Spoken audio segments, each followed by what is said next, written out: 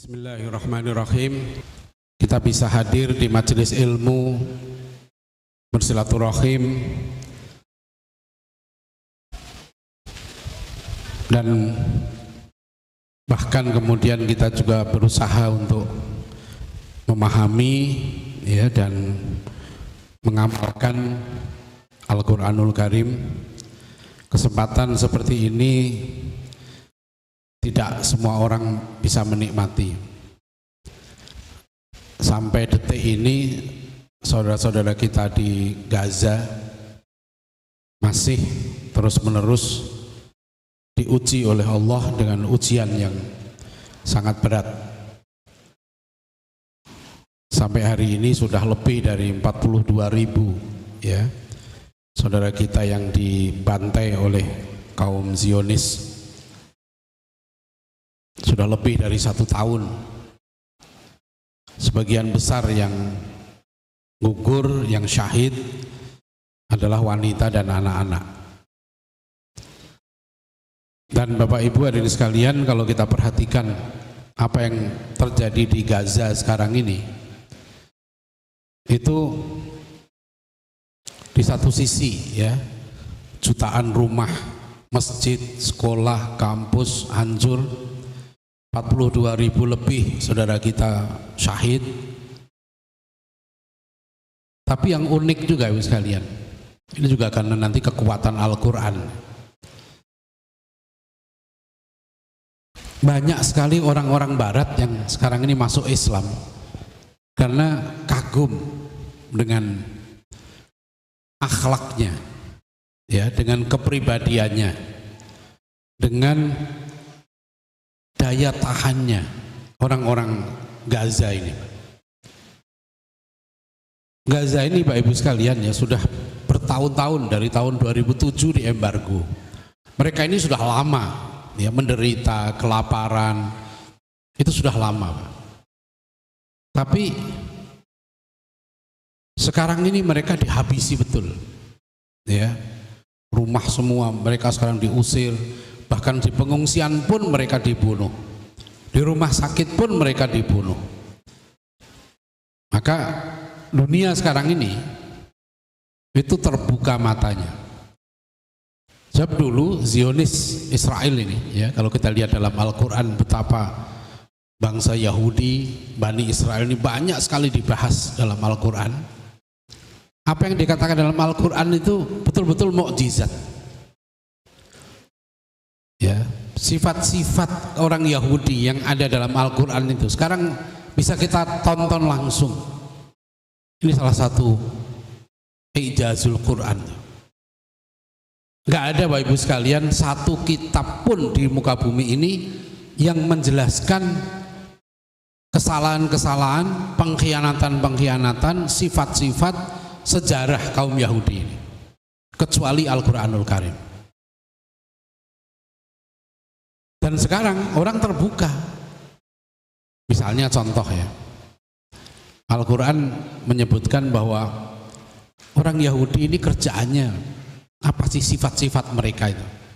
Mereka itu kaum yang sangat materialistik. Cinta dunianya itu berlebihan. Al-Baqarah 96. Wala tajidannahum akhrasan nasi ala hayah. Kamu akan jumpai mereka merupakan manusia-manusia yang paling tamak terhadap dunia ini. Nah sekarang kita lihat, kemudian mereka juga gak mau menerima yang tidak terindra. Al-Baqarah 55. Wa idh qultum ya Musa lan nu'mina laka hatta narallaha jahratan fa akhadhatkumus sha'iqatu wa antum tanzurun. Ingatlah ketika kalian wahai Bani Israel berkata kepada Musa, ya Musa lan nu'mina laka, wahai Musa kami gak akan pernah beriman kepadamu sampai kami melihat Allah dengan mata kepala kami sendiri. Nah sekarang Bapak Ibu sekalian, dunia ini Pak, itu dilanda arus positivisme.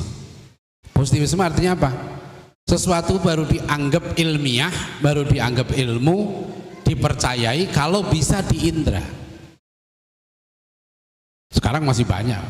Bahkan nanti anak-anak kita di sekolah pun sampai sekarang masih diajarkan ini, positivisme.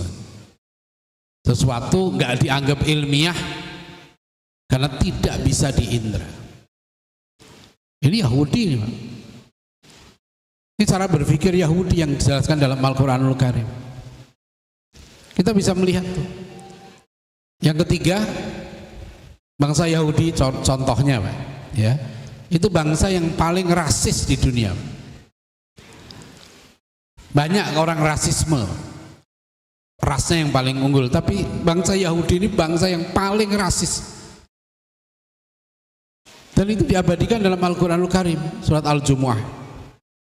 Qul ya ayyuhalladzina hadu in za'amtum annakum awliya'u lillahi min dunin nas fatamannawul mauta in kuntum shadiqin. Katakan, hai orang-orang Yahudi, jika kamu mengaku sebagai kekasih Allah satu-satunya. Jadi ideologi Yahudi Zionis nih Bapak Ibu sekalian adalah nahnu auliyaullah min dunin nas. Hanya kami bangsa kekasih Tuhan. Hanya kami bangsa pilihan Tuhan. We are the chosen people. Kami bangsa pilihan Tuhan. Maka mereka bisa semua akar masalah sekarang ini, Pak, kekejaman yang mereka lakukan itu dasarnya ini. Mereka ini mengaku sebagai kekasih Allah satu-satunya karena darah Yahudinya itu. Nah, nanti Islam membantah ini. Ya, jadi ya, Islam itu nanti jelas ya menjawab klaim-klaim palsu dari kaum Yahudi ini. Misalnya surat An-Nisa ayat 67. Maka na Ibrahimu Yahudiyan wala Nasraniyan walakin kana hanifa muslima wa makana minal musyrikin. Kenapa Ibu sekalian? Mereka merasa sebagai bangsa pilihan Tuhan karena mereka menganggap merekalah keturunan yang sah dari Ibrahim. Dan dalam kitab mereka, kitab Kejadian Hebrew Bible ya, Bible Yahudi itu, kalau Kristen Perjanjian Lama itu mengatakan negeri ini aku berikan kepada anak keturunanmu, itu ceritanya. Tuhan berkata kepada Ibrahim, negeri ini yaitu Palestina sekarang ini aku berikan kepada anak keturunanmu. Nah, keturunanmu ini siapa? Orang Yahudi nggak mengakui Ismail, mereka selalu menghina Ismail, menghina Hajar. Nah, Al-Quran datang menjawab itu semua. Ya, kalau mereka menghina Siti Hajar, justru Rasulullah SAW, umat Islam semuanya sangat memuliakan Hajar. Kalau kita haji dan umrah kan harus sa'i ya, Pak. Sa'i itu mengenang perjuangan seorang perempuan, Pak. Bapak Ibu sekalian cari, Pak, agama lain yang begitu memuliakan perempuan. Bahkan seorang perempuan seperti Siti Hajar ini dimuliakan perjuangannya. Ya. Dalam perjalanan mungkin haji yang berat ya, perjalanan sa'i itu 7 kali. Ya, jadi itu berat sekali. Jadi Yahudi itu begitu, rasis. Ya, sampai sekarang. Sampai sekarang. Jadi mereka sekarang ini kenapa membunuhi wanita, anak-anak? Karena di mata mereka yang manusia sebenarnya itu hanya Yahudi, Pak. Bangsa lain disebut bangsa goyim. Ini bukan klaim kosong, Pak. Ini yang protes masalah rasisme Yahudi ini. Saya pernah diundang dulu di TV One. Diundang berdiskusi, ternyata ada di Indonesia ini satu kelompok namanya IIPEC, Indonesia Israel Public Affairs Committee. Jadi satu NGO LSM ada di Indonesia, ada webnya, ada websitenya. Mereka ini kalau 14 Mei memperingati hari kemerdekaan Israel ya katanya. Bahkan waktu di TV One itu dia pakai jaket Israel, orang Indonesia cuma dia ngambil S2-nya di Israel ya, IIPEC namanya Indonesia. Kalau di Amerika kelompok Yahudi yang berpengaruh namanya IPEC, Amerika Israel Public Affairs Committee. Kalau di sini IIPEC, Indonesia Israel Public Affairs Committee. Jadi Ibu sekalian perlu paham nih bahwa kaum Zionis ini sudah bukan sembunyi-sembunyi di sini, terang-terangan. Ya. Jadi waktu saya dialog dengan ketua IPEC ini, dia mengatakan kami ingin menjelaskan katanya pada orang Indonesia, banyak yang nggak ngerti tentang Israel. Saya bawakan satu buku, judulnya Jewish History, Jewish Religion. Ada di internet, kalau bisa klik aja judul Jewish History, Jewish Religion. Penulisnya Dr. Israel Sahak. Ini namanya pakai Israel juga nih. Israel ini nama Nabi Yakub, kan? Ada kelompok sesat namanya Islam Jalan Lurus. Terus gimana kita bilang? Jadi betul nama Israel. Jadi kalau kita bilang Israel jahat, maksud kita bukan Nabi Yakub, ya. Maksud kita negara Israel ini loh. Kebetulan diberi nama Israel. Sama kayak gini, ada orang namanya Muhammad nyuri sendal. Kita bilang Muhammad nyuri sendal, tentu maksud kita bukan Nabi Muhammad, ya kan? Ya. Ada orang namanya Habibie tapi nggak bisa bikin pesawat. Tentu orang kenalnya Habibie kan dianggap B.J. Habibie, ya kan? Tapi ini ada manusia namanya Habibie, tapi pesawat aja nggak ngerti. Ya. Ya. Jadi nama itu kadang-kadang namanya sama tapi maknanya beda. Saya mau cerita Bapak sekalian tadi. Dr. Israel Sahak itu nulis buku itu. Kenapa dia nulis buku itu? Jadi ahli biokimia, dosen di Hebrew University. Di Israel itu ada kampus namanya ETI. Dia berdiri 1925. Jadi orang Yahudi di Israel itu bikin negara 1948, 1925 bikin kampus dulu namanya Hebrew University. Profesor Israel Sahak ini guru biokimia. Kenapa Bapak Ibu sekalian? Saya ini Al-Quran nih, Ijazul Quran itu sekarang terbukti, Pak. Ya. Dr. Sahak ini menjumpai di Yerusalem ketemu dengan orang sakit. Kebetulan orang ini bukan Yahudi. Ya, bukan bangsa Yahudi, rasnya bukan Yahudi. Karena dia sakit, dia minta tolong seorang untuk telepon, mungkin panggil dokter atau panggil. Ternyata orang Yahudi tadi nggak mau nolong, nggak mau minjamkan teleponnya, gitu ceritanya. Sampai orang ini meninggal. Dr. Sahak ini kelihatannya dia orang Yahudi tapi nggak begitu paham agamanya. Ya, Yahudi sekuler, Yahudi liberal mungkin. Dia bawalah fatwa ini, minta fatwa kepada majelis ulama Yahudi. Kalau di Quran disebut ulama Bani Israel. Ya. Namanya The Rabbinical Court of Jerusalem. Jadi ada dewan ulamanya Yahudi di situ, ya, Rabbi Yahudi. Dr. Israel Sahak tanya, ini ada kasus nih, orang bukan Yahudi butuh pertolongan, orang Yahudi nggak mau nolong, akhirnya orang non Yahudi ini mati. Bagaimana pendapat tuan-tuan? Nah, bersidanglah para ulama Yahudi ini. Hasil sidangnya mengatakan tindakan orang Yahudi tadi benar. Bahkan itu disebut tindakan yang soleh, ya, a pious act, tindakan yang soleh. Jadi katanya mau nolong orang bukan Yahudi, Pak. Sampai dia mati, itu oleh ulama Yahudi diputuskan itu tindakan yang benar. Bahkan itu yang soleh. Maka Dr. Israel Sahak tadi neliti lagi agama Yahudi. Dia teliti, ternyata benar. Dia temukan ajaran-ajaran yang rasis begitu. Maka di Israel sekarang nih, Bu, kalau orang misalnya ya, dia bunuh, itu ada hukumnya beda. Yang bunuh Yahudi bukan, yang dibunuh Yahudi bukan. Itu hukumannya beda. Jadi ada tentara, ini ada tentara Yahudi nih, Bu. Dia minta fatwa. Saya mau membunuhi orang-orang Palestina ini. Itu ada Rabbi Yahudi, Bapak Ibu sekalian, kemarin baca nggak yang berita yang mengerikan? Sampai saya tulis khusus. Kita nggak bayangkan sadisnya. Jadi tahanan Palestina itu diperkosa di penjara Israel. Terus diberi sanksi itu yang memperkosa tentara itu. Apa yang terjadi, Pak? Ada pemuka agama Yahudi yang marah dan orang-orang Yahudi ini demo mendukung pemerkosaan itu. Ini udah diingatkan dalam Al-Quran. Bangsa yang paling rasis di dunia, bangsa yang paling sadis, paling kejam. Ya, masalahnya itu tadi contoh. Nah, Ibu sekalian ya, ini sekedar pengantar dari saya bagaimana kita sekarang ya sebagai umat Islam ini perlu memiliki adab yang benar terhadap Al-Quran.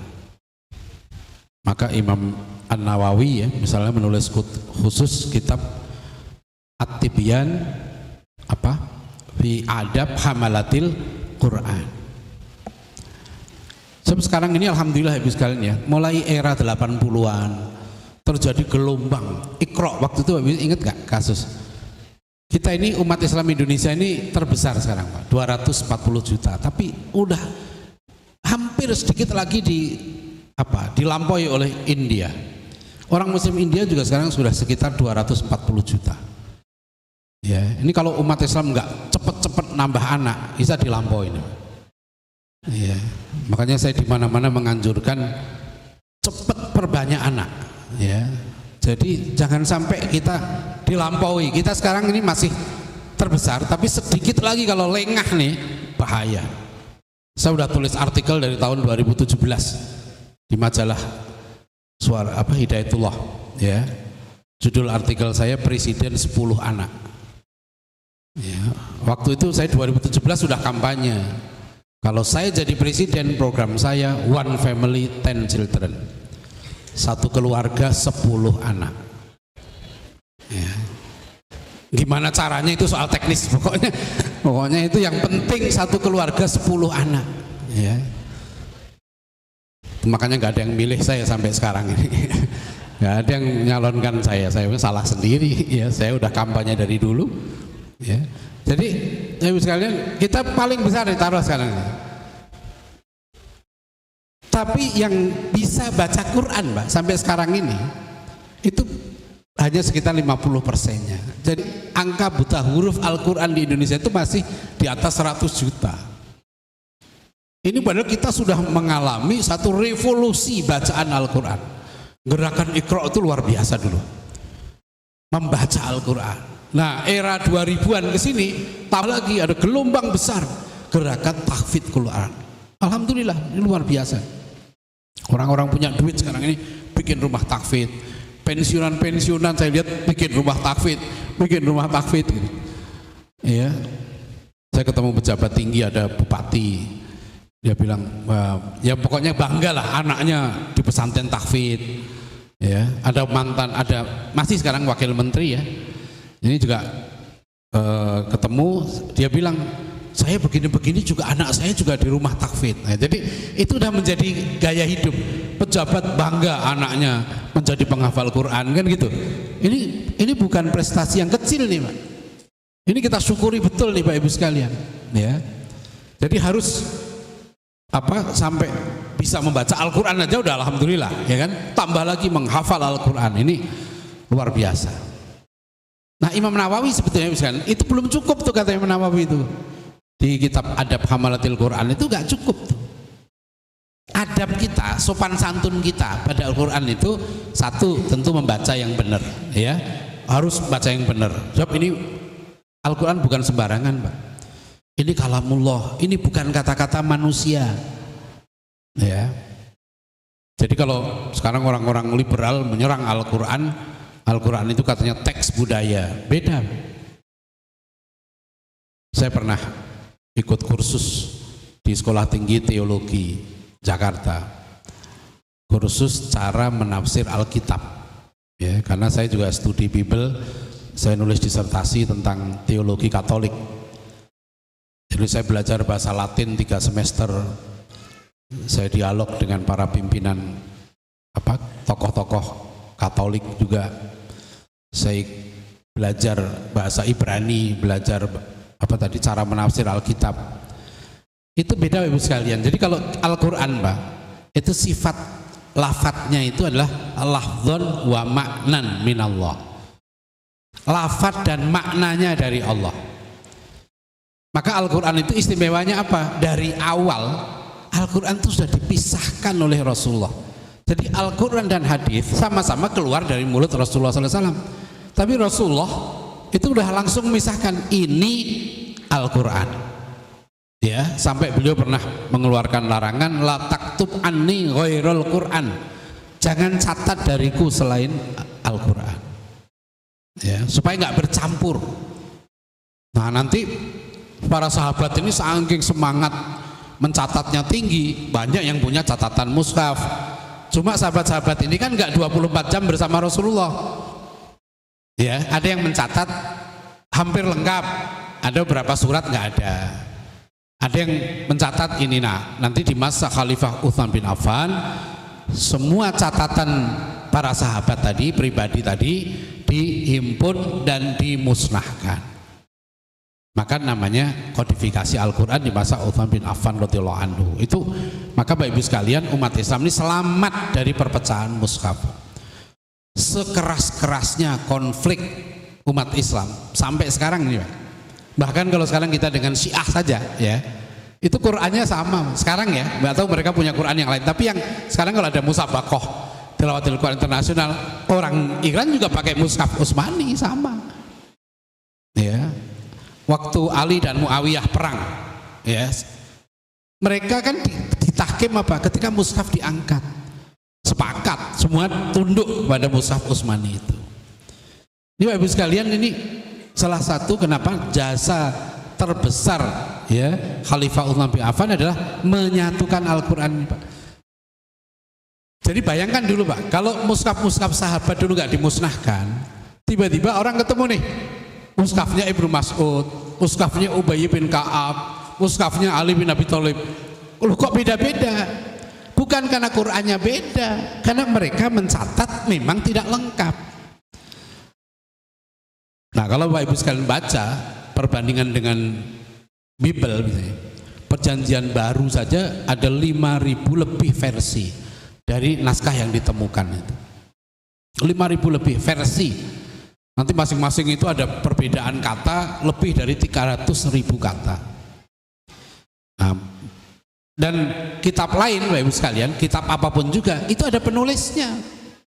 Matius, Markus, ya, Markus, Matius, Lukas, Yohanes, itu ada penulisnya. Nah, kalau Al-Quran nggak ada penulisnya.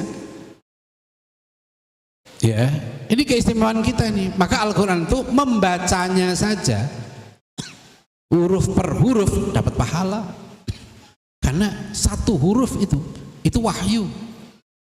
Memang bahasa Arab. Kalau mengatakan Quran kan bahasa Arab, iya.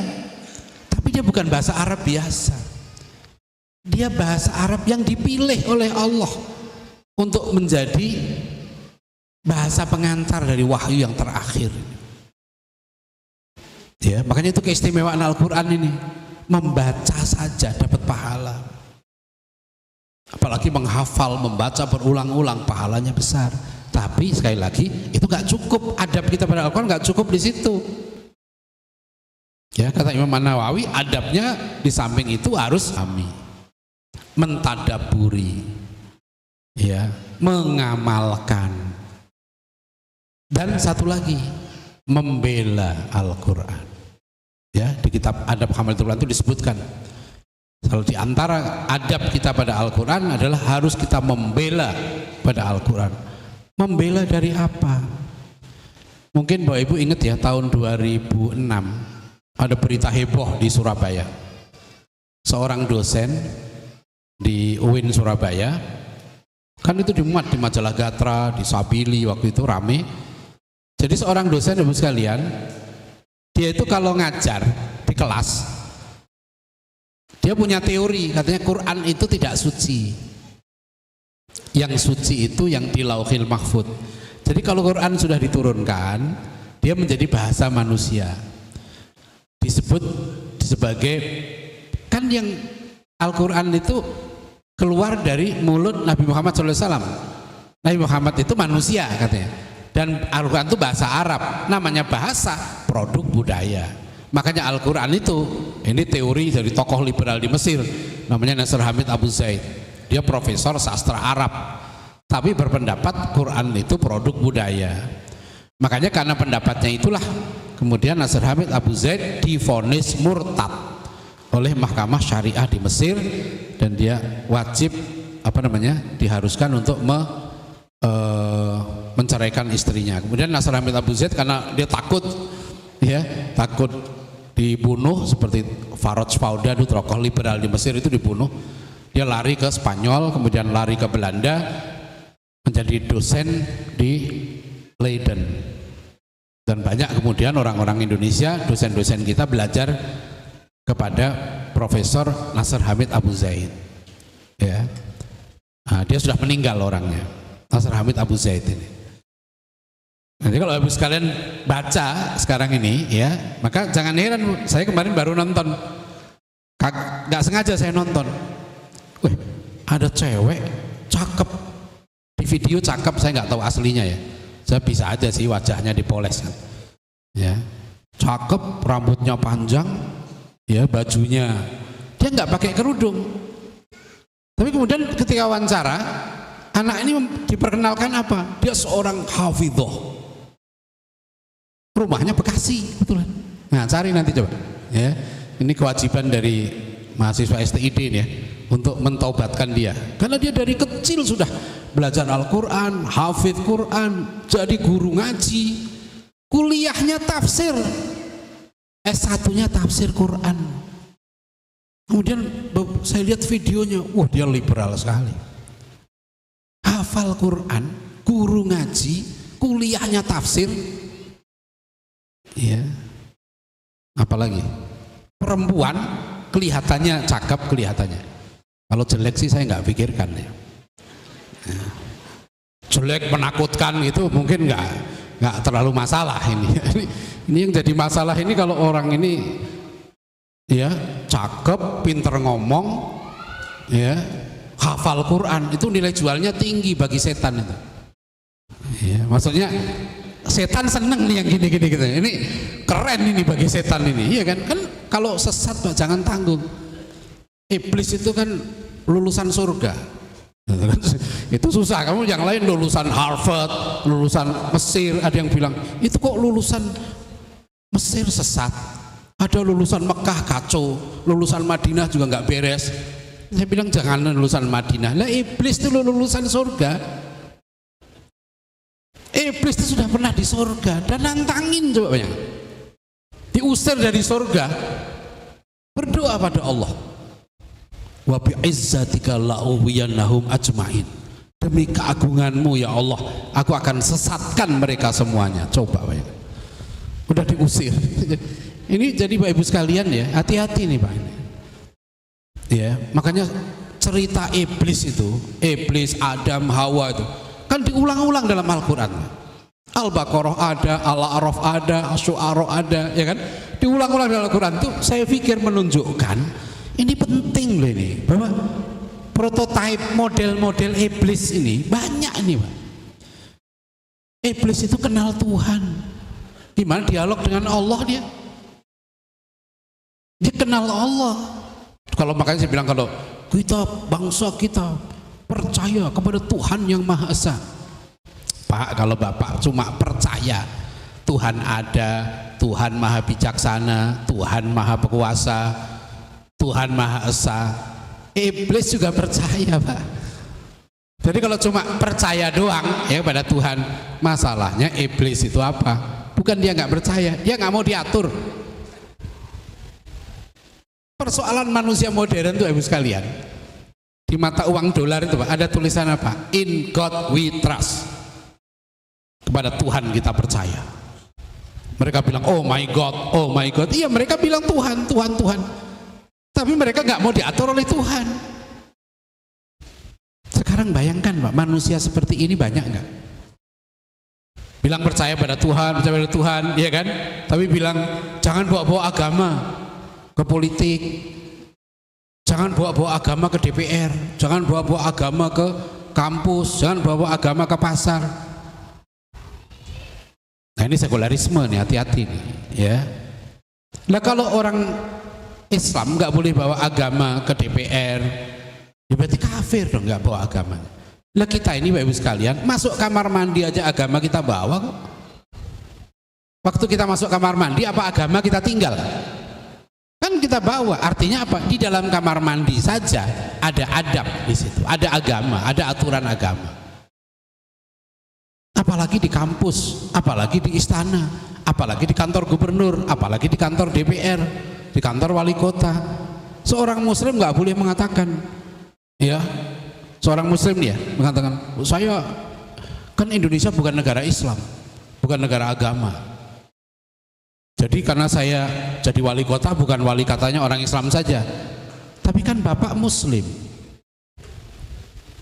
Jadi nggak boleh Bapak Ibu sekalian kalau ada pejabat misalnya menteri pendidikan mengatakan, nah saya nggak bisa buat kurikulum sesuai dengan Al-Quran, ya, karena Indonesia bukan negara Islam. Loh, kan bapak muslim, perjuangkan, ya. Jadi programnya satu saja deh, Presiden Indonesia, Menteri, Gubernur, Wali Kota itu programnya satu saja. Saya akan atur Indonesia dengan Quran. Harusnya begitu. Ada nggak yang kampanye begitu? Wali Kota Bekasi ya? Nah terus kalau Quran, saya pernah datengin tuh. Ada yang namanya dulu ya, masih ada nggak? Ya, ada beberapa orang tokoh lah dulu saya datangi di Jakarta, calon gubernur. Saya datangi rumahnya, saya tawarkan, saya dukung Bapak. Kalau Bapak kampanye, saya akan atur Jakarta dengan Quran. Insya Allah nggak ada yang berani ngelawan. Coba sekarang Bapak bilang, kalau saya akan atur Jakarta dengan Quran. Nih, calon gubernur sini Jawa Barat ya, sama dengan rumah saya Depok, Jawa Barat. Ya. Siapa yang orang Bekasi itu dulu sini kan, calon cagup itu kan.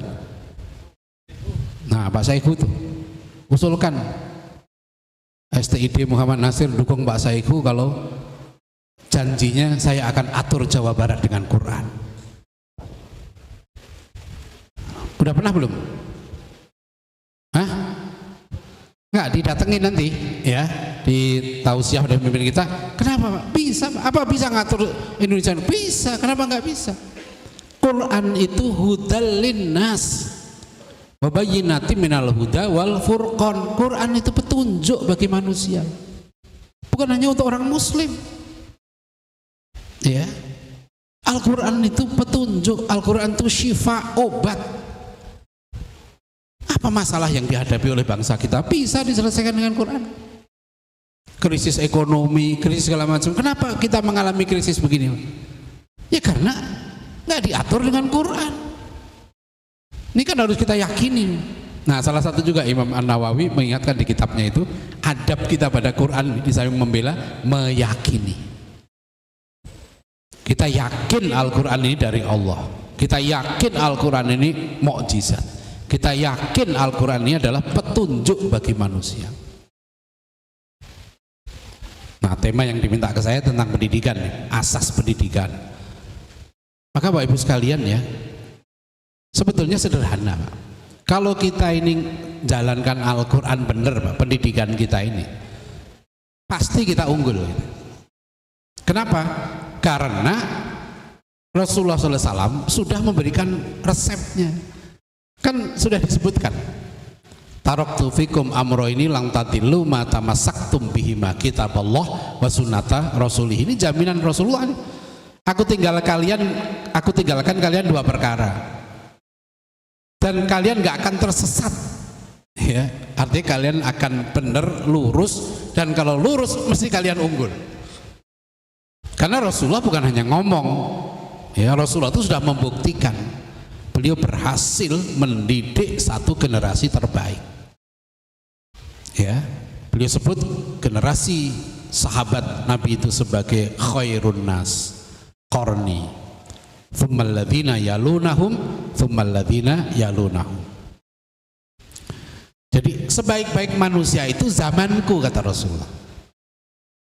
Ya, kemudian sesudahnya dan sesudahnya itu generasi tabi'in dan tabi'ut tabi'in. Tiga generasi awal ini Bapak Ibu sekalian yang disebut generasi salafus soleh. Ya, itu generasi terbaik. Kenapa? Karena generasi ini ya sekalian, secara fisik sama dengan kita. Manusia ini nggak berubah, Pak. Dari Nabi Adam sampai manusia terakhir nanti ya Bani Adam, nggak mengalami evolusi, tetap sama. Matanya ya sama, hidungnya sama, mulutnya sama, giginya sama, sarafnya sama, darahnya sama, ginjalnya sama, jantungnya sama, semua sama fisiknya.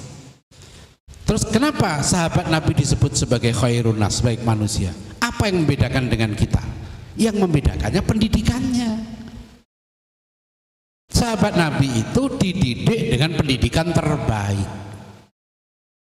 Di mana bisa mengatakan baik?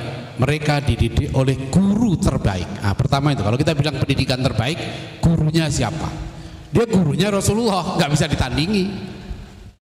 Ya, generasi tabiin yang mendidik sahabat, kan gitu. Generasi tabiin yang mendidik generasi. Maka Bapak Ibu sekalian, mohon ingat ya, kalau kita mau sukses pendidikan kita, maka kita jangan hanya mendidik anak kita menjadi orang hebat, nggak cukup. Kita harus mendidik anak kita menjadi orang hebat, orang baik, dan dia juga harus bisa mendidik anaknya supaya menjadi orang baik. Ya, jadi konsep begini. Saya punya anak nih, saya didik anak saya jadi orang baik. Tapi anak saya juga harus saya siapkan supaya dia bisa mendidik anaknya lagi. Kalau enggak nanti generasinya makin hancur. Ayahnya hebat, enggak bisa didik anak. Ada yang ayahnya hebat bisa didik anak, ibunya hebat bisa didik anaknya, tapi anaknya enggak dididik menjadi pendidik. Ya, ini salah. Ya, pendidikan ini. Makanya nanti makin hancur, ini hebat, anaknya kurang. Ya. Bagaimana supaya anak kita bisa lebih hebat dari kita? Maka kemampuan yang ada pada kita harus kita didik anak kita. Nah, supaya dia lebih hebat dari kita, dia harus berguru kepada sebanyak mungkin orang yang punya ilmu yang hebat-hebat. Insya Allah dia nanti lebih baik dari kita. Nah, itu dulu para ulama kita begitu. Ibunya Imam Syafi'i mendidik anaknya, kemampuannya sampai di sini. Setelah itu apa? Ya anaknya dikirim kepada para ulama.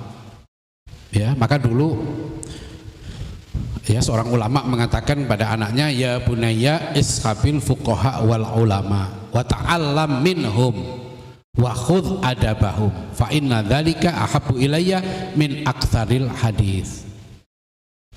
Wahai anakku, nah ini Bapak Ibu sekalian ya, pendidikan itu begini, ishabil fuqaha wal ulama, bertemanlah kamu dengan fuqaha dan ulama.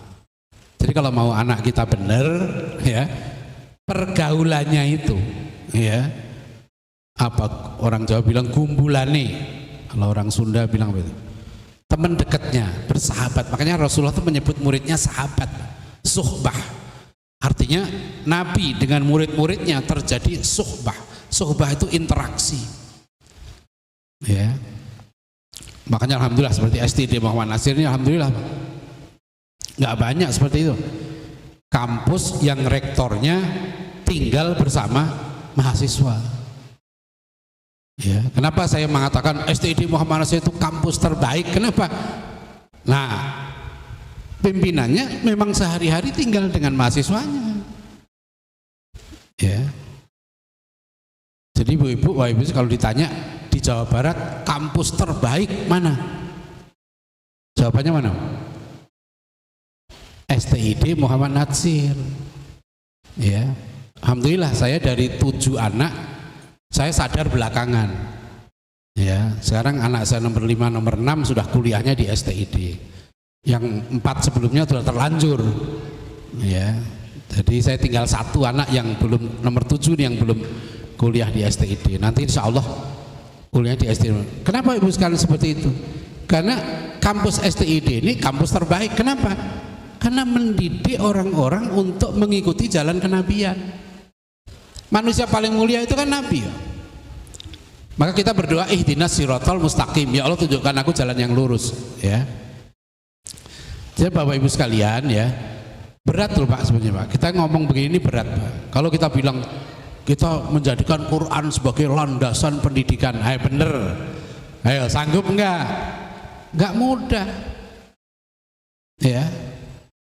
Ayat Dewan Dakwah ini khas surat Fussilat ayat 33. Wa man ahsanu qaulan mimman ta'a ilallahi wa amila sholihan wa qala innani minal muslimin. Siapa manusia yang lebih baik perkataannya, qaulnya, tindakannya, perbuatannya, perjuangannya daripada orang yang menyeru manusia ke jalan Allah? Gak ada yang lebih baik dari itu, karena itu tindakan para nabi dan itu masuk akal, Pak. Masuk akalnya gini, kalau kita bilang, makanya Kiai Imam Zarkasi mengatakan gini, aku didik kalian ya, santri-santriku ini, kata Imam Zarkasi, pendiri pesantren Gontor, aku didik kalian jadi orang besar. Di YouTube ada kata-kata beliau, yaitu Imam Zarkasi orang besar, cari di YouTube, itu cuma 1 menit lebih sedikit pidato beliau. Masya Allah, itu luar biasa. Beliau katakan, aku didik kalian jadi orang besar. Orang besar itu apa? Bukan kalian jadi ketua partai, ketua ormas besar, jadi pejabat atau jadi enggak. Yang aku maksud kalian jadi orang besar, kalian keluar dari pondok ini mengajarkan ilmu yang kalian sudah dapat di pondok ini. Kalian pergi ke pelosok-pelosok, ke lereng gunung, bahkan sampai kolong jembatan, kalian ajarkan ilmu yang kalian dapat di pondok itu. Itu yang aku maksud orang besar. Kenapa begitu, Pak? Karena kalau ilmu itu diajarkan, dia berkah. Kalau ilmu itu diajarkan, dia menjadi pahala jariah. Ini saya kemarin bulan Juni, Juli itu banyak ngisi wisuda tahfidz, pesantren tahfidz. Ini yang saya ingatkan terus nih. Karena saya melihat ya, banyak sekali santri-santri yang menghafal Quran, setelah menghafal Quran nggak mau ngajar. Dia hanya mau ngajar, katanya kalau mau dibayar. Nggak boleh. Mengajarkan Al-Quran itu wajib. Maka Rasulullah menyebutkan, khairukum man ta'allamal Quran wa 'allamahu. Ya, yang terbaik di antara kamu itu yang belajar Al-Quran dan mengajarkannya. Ya. Jadi kalau sudah bisa baca Al-Fatihah nggak diajarkan, ya rugi. Ya. Jadi aneh Bapak Ibu sekalian ya. Ini sekarang terjadi yang namanya hilang adab pada Quran itu. Nggak beradab pada Quran. Sudah bacanya bagus, qiraahnya bagus, ya, tajwidnya bagus, pokoknya bagus lah bacaannya, hafalannya banyak. Tapi nggak mau ngajar. Akhlaknya nggak sesuai dengan Al-Quran. Itu nggak beradab pada Quran. Malah ada ulama dia nggak boleh itu dipanggil hafidz sebetulnya. Seorang hafidz itu sebetulnya orang yang menjaga Al-Quran, bukan hanya menjaga hafalannya, menjaga niatnya, menjaga sikapnya, menjaga apa namanya, nilai-nilai Al-Quran itu dia jaga, dia perjuangkan nilai-nilainya, dia amalkan, dia tegakkan Al-Quran. Itu yang namanya dia seorang hafidz. Karena hafidz itu maknanya menjaga. Dulu nggak ada, Pak. Saya tahu, sekarang saya nggak tahu ya, ada orang yang hanya hafal 30 juz terus hanya hafal Quran saja gitu ya, terus dikasih gelar Al-Hafidz. Dulu gelar Al-Hafidz dalam hadis itu yang hafal 300.000 hadis, seperti Al-Hafidz Ibnu Hajar Al-Asqalani, Al-Hafidz Ibnu Asakir, itu pendiri madrasah hadis yang pertama ya di masa Nuruddin Zangki, pamannya Salahuddin. Jadi Ibu sekalian, kalau kita bicara pendidikan sekalian, Rasulullah itu udah nyontoin. Maka kalau gurunya bagus, kurikulumnya dasarnya betul-betul Al-Quran, ya mesti unggul. Saya ambil contoh sekalian. Al-Quran misalnya surat Al-Anfal 65. Rasulullah SAW diperintahkan begini, ya ayyuhan nabi harridil mu'minina alal qital. Iyyakum minkum isruna sabiruna yaghlibu mi'atain wa iyyakum minkum mi'ah yaghlibu alfan minal ladzina kafaru fa innahum qaumun la ya'lamun. Maaf, la ya'lamun atau la yafqahun? La yafqahun ya. Ya, fa innahum qaumun la yafqahun. Jadi wahai Nabi, siapkanlah orang-orang mukmin untuk berperang. Ini ayatnya jelas. Siapkan orang-orang mukmin untuk berperang. Jika kamu ada 20 orang mukmin yang sabar, kamu akan mengalahkan 200 orang. Jika kamu ada 100 orang mukmin yang sabar, kamu akan mengalahkan 1000 orang. Maka Bapak Ibu sekalian, Rasulullah mendidik sahabat-sahabat beliau ini menjadi manusia-manusia yang kekuatannya, Pak, 10 kali lipatnya bangsa Romawi waktu itu.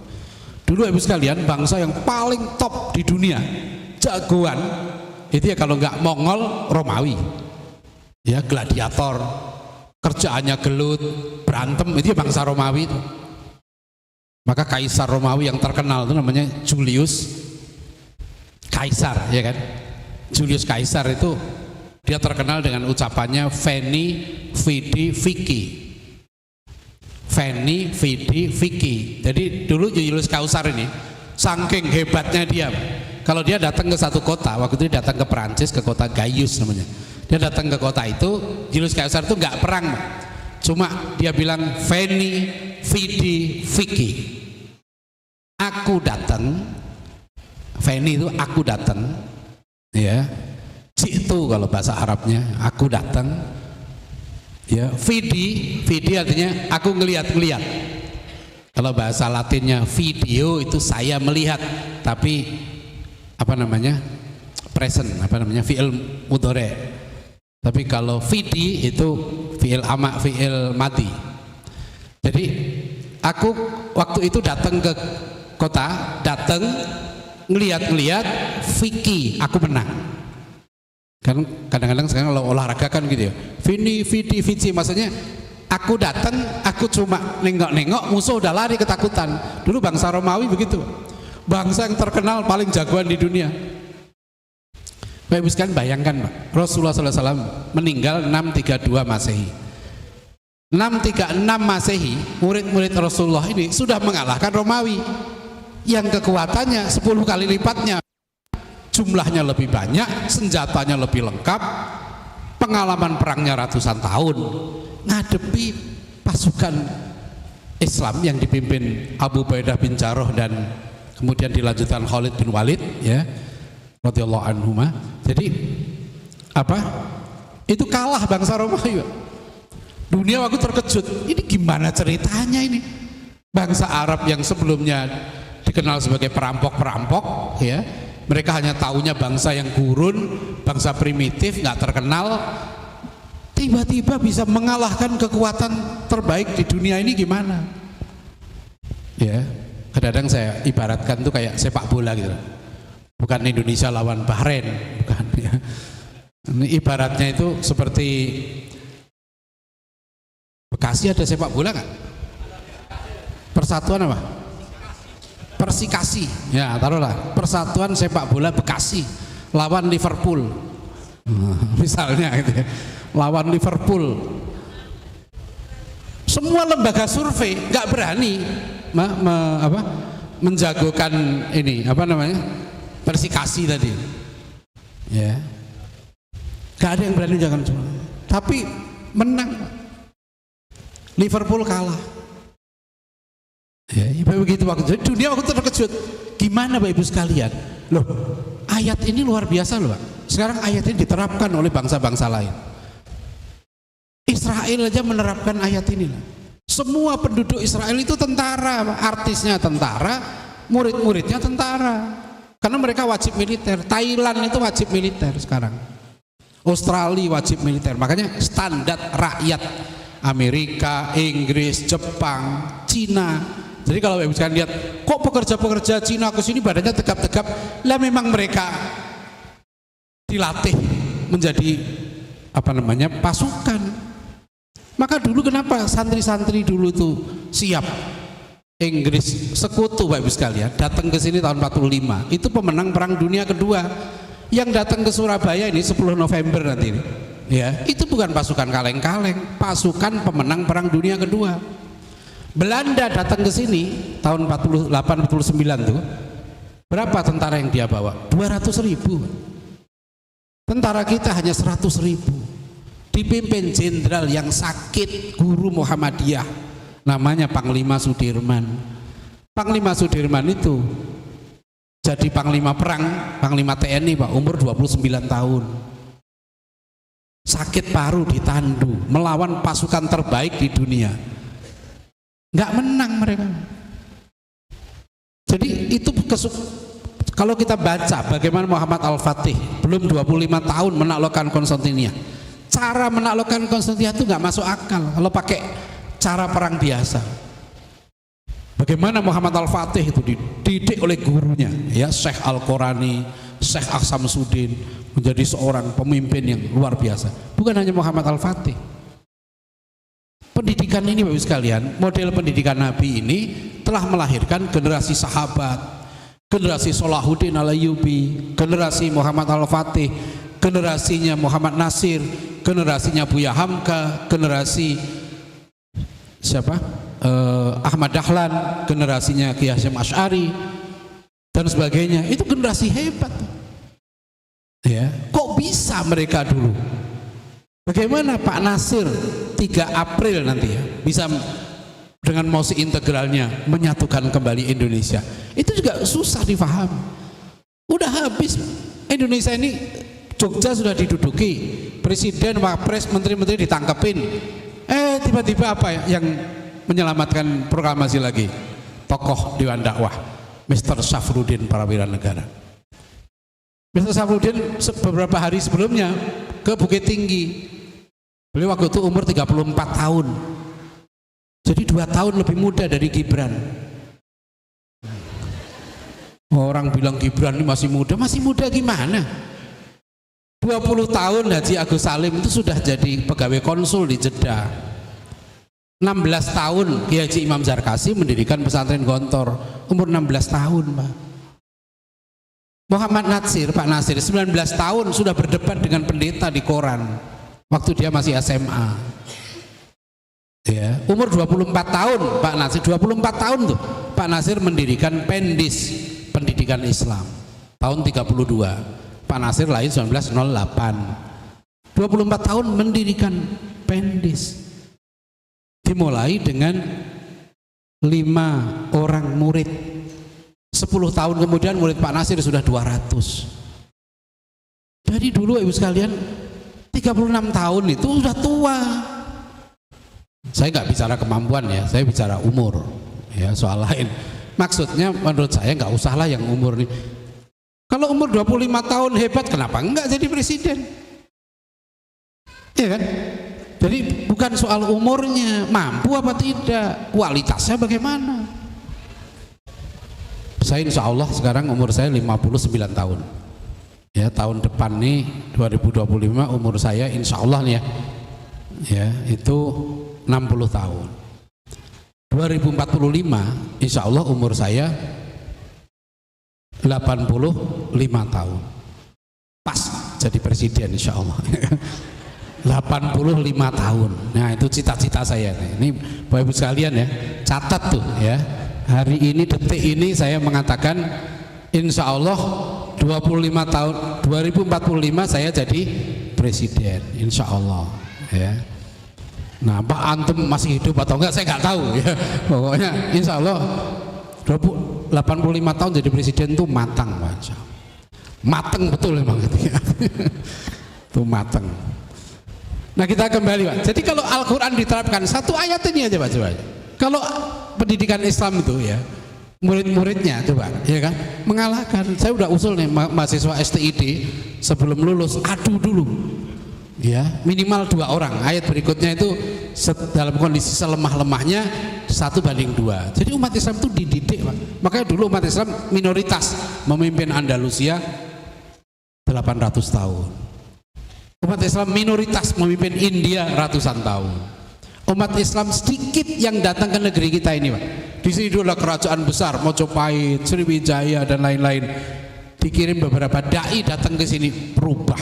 Rajanya jadi Muslim, ya kan? Rakyatnya jadi Muslim. Jadi kualitas umat Islam dulu itu hebat. Kenapa bisa begitu? Pendidikannya ikuti Quran. Bapak Ibu pernah dengar nggak nama Malahayati? Nah, Ibu pernah tahu Malahayati? Kalau pahlawan wanita Indonesia paling terkenal siapa? Nah, lagunya apa? Ibu kita Kartini. Ibu, kalau ada yang bisa jawab pertanyaan saya, hadiahnya haji tahun 2024. Ya. Tahun berapa Kartini meninggal?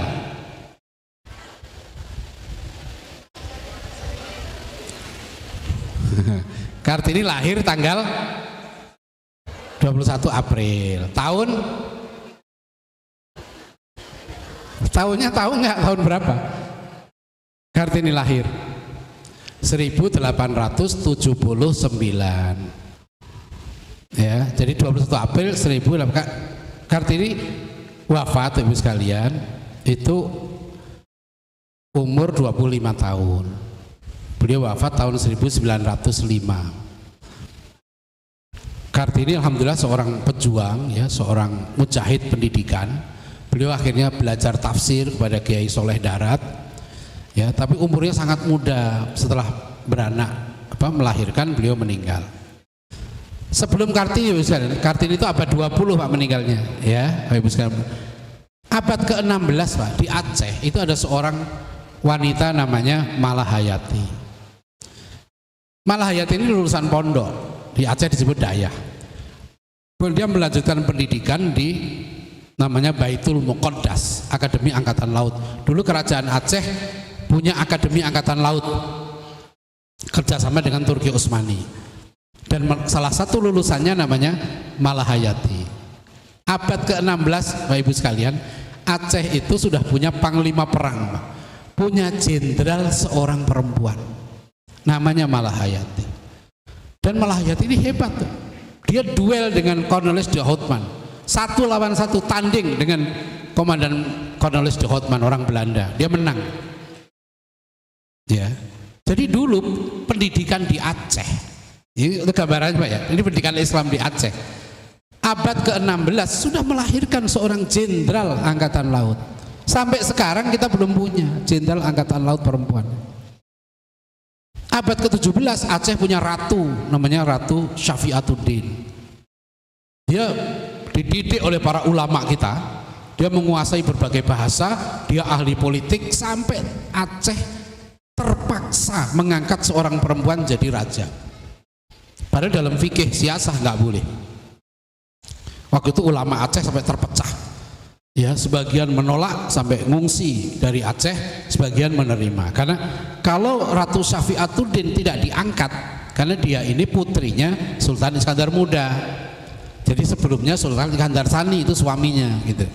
Jadi karena perempuan ini hebat sekali, maka Aceh itu waktu itu nanti menjadi negara yang maju ketika dipimpin oleh seorang perempuan. Memang kondisinya itu darurat waktu itu, ya. Saya ingin dari segi pendidikan Pak, kita ini dulu punya Bapak Ibu sekalian Pak, lembaga-lembaga pendidikan yang hebat, yang melahirkan orang-orang hebat. Lembaga Suro di Sumatera Barat Pak, awal abad 20 Pak, Sumatera Barat itu lahir tokoh-tokoh yang luar biasa. Tahun 1908 kita kenal 2 orang, Buya Hamka dan Muhammad Nasir, itu lahir 1908. Tahun 1902 lahir Muhammad Hatta. Tahun 1900 lahir, nah ini Bapak Ibu sekalian, tahun 1900 lahir seorang tokoh pendidikan di Sumatera Barat, satu-satunya perempuan yang diberi gelar ulama wanita Syaikhah oleh Al-Azhar Kairo. Siapa namanya? Siapa?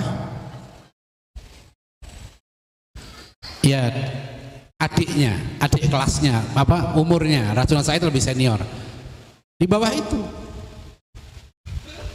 Ini beliau luar biasa, pernah jadi anggota DPR, beliau memimpin gerilya juga bersama Pak Natsir, ya, tokoh pendidikan, mendirikan Diniyah Putri di Padang Panjang. Sampai sekarang tahun 1923. Saya bayangkan ya, namanya Rahmah El Yunusiah. Rahmah El Yunusiah ini kan lahir 1900 Pak ya. 1923 mendirikan Diniyah School. Sekarang udah 100 tahun lebih ya kan, Diniyah Putri Padang Panjang. Ya, kita sudah berapa kali saya ke sana. Bapak Ibu, saya bayangkan Pak, seorang perempuan umur 23 tahun, ya kan, dia nggak kuliah, tapi dididik oleh guru-guru terbaik. Nah itu kuncinya Ibu sekalian. Jadi anaknya jadi orang hebat, ya, mengikuti ini segala macam, ya ikuti Al-Quran, dan Al-Quran ini sudah pernah diterapkan, model-modelnya sudah ada. Makanya sebetulnya ini sudah dikatakan oleh Umar bin Khattab radhiyallahu anhu.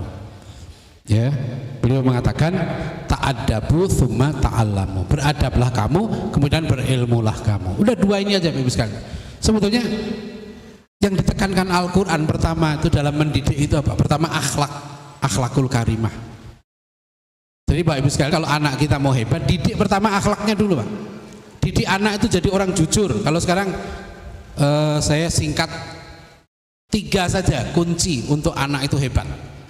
Ya, dulu saya sebut GSP, tapi sekarang saya ubah supaya agak aktual gitu, JKT 24.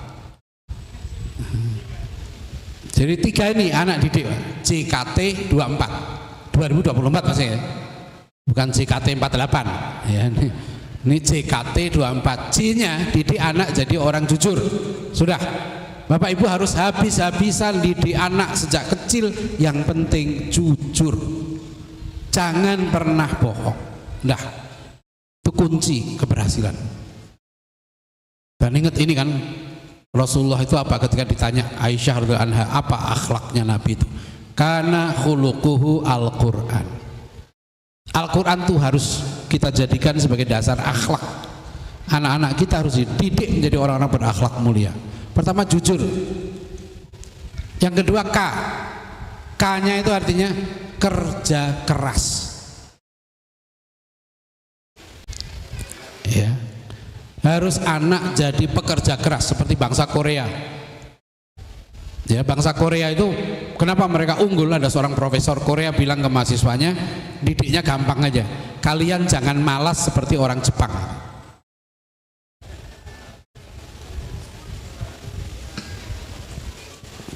Makanya Korea Pak sekarang bisa melampaui Jepang. Apa yang mereka lampaui dari Jepang?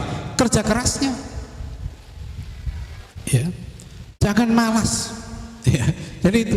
Dan kita dikasih doa oleh Rasulullah SAW, Allahumma inni a'udzubika minal ajzi wal kasal. Ya Allah, jauhkan aku dari sikap lemah dan malas. Kalau kita mau unggul nih anak kita ya, jadi pekerja keras, jangan malas. Ya. T-nya, nah T ini, tidak cuek. Didik anak menjadi anak yang peduli. Al-Quran banyak sekali ini. Surat Luqman ayat 17. Pertama, kepeduli dengan kemungkaran. Anak nggak boleh nggak peduli dengan sibuk dengan dirinya, gadgetnya, jangan. Dia harus dilatih peduli dengan tetangga, peduli dengan umat Islam, peduli dengan kemungkaran, kemaksiatan, ya, peduli dengan perjuangan kita. Nggak boleh anak tidak peduli. Insya Allah Ibu sekalian, kalau 3 kunci ini ya, ini kita tanamkan betul dalam diri anak ini unggul. Ya, jujur, kerja keras, tidak cuek. Ya, jangan jadi anak yang tidak peduli. Sampai peduli dengan sampah. Saya kadang-kadang kalau ada santri yang nggak peduli, saya ingatkan, tolong itu ada sampah, ambil. Ya, jangan tidak peduli hal-hal yang kecil. Itu dianggap kecil. Ada tanaman kering, dia tahu tanaman kering, dia nggak peduli. Nggak boleh itu. Tanaman itu mengeluarkan apa? Oksigen. Rasulullah menyebut cabang iman terkecil itu menyingkirkan duri dari jalan. Tanaman itu mengeluarkan oksigen, jangan dirusak. Kalau dia kering, siram. Kalau tumbuh, mengeluarkan oksigen, jadi pahala jariah bagi kita. Ya, jadi Al-Quran ya sekalian ya, itu wujudnya Pak, dalam perilaku seperti contohkan Rasulullah, wujudnya akhlakul karimah. Dan terakhir ya, Tadi ta'addabu tsumma ta'allamu. Jadikan Al-Quran sebagai pendorong untuk anak itu cinta ilmu. Jadi yang penting anak-anak kita ini cinta ilmu. Itulah yang mengubah bangsa Arab dari bangsa yang tidak dikenal di peta peradaban dunia menjadi bangsa terbaik di dunia. Hanya dalam waktu 20 tahun saja sudah berubah. Kenapa? Karena sikap terhadap ilmu itu yang beda. Maka ayat pertama yang diturunkan itu berapa kali menyebut kata ilmu? Iqra bismi rabbikal ladzi khalaq khalaqal insana min 'alaq iqra wa rabbul 'allama bil qalam 'allamal insana ma lam ya'lam. Yang diubah pada bangsa Arab itu kan pertama memahami Tuhan, memahami manusia dan memahami ilmu. Maka bangsa Arab menjadi bangsa pembelajar, cinta ilmu. Nah ini hati-hati nih Bapak sekalian. Jadi budaya ilmu, tradisi cinta ilmu ini harus terus ditanamkan. Insya Allah ya di Dewan Dakwah ini ya dengan LTQ kita membaca Al-Quran ya, kemudian nanti tingkatkan menjadi menghafal, tingkatkan lagi menjadi kita memahami, mentadaburi, kemudian menerapkan, mengamalkan dan membela Al-Quran. Nah, itu baru kita punya adab yang benar terhadap Al-Quran itu. Saya kira sampai di sini ya, mudah-mudahan bisa dipahami dan mohon maaf ya waktu agak lewat sedikit. Billahi taufiq wal hidayah. Wassalamualaikum warahmatullahi wabarakatuh.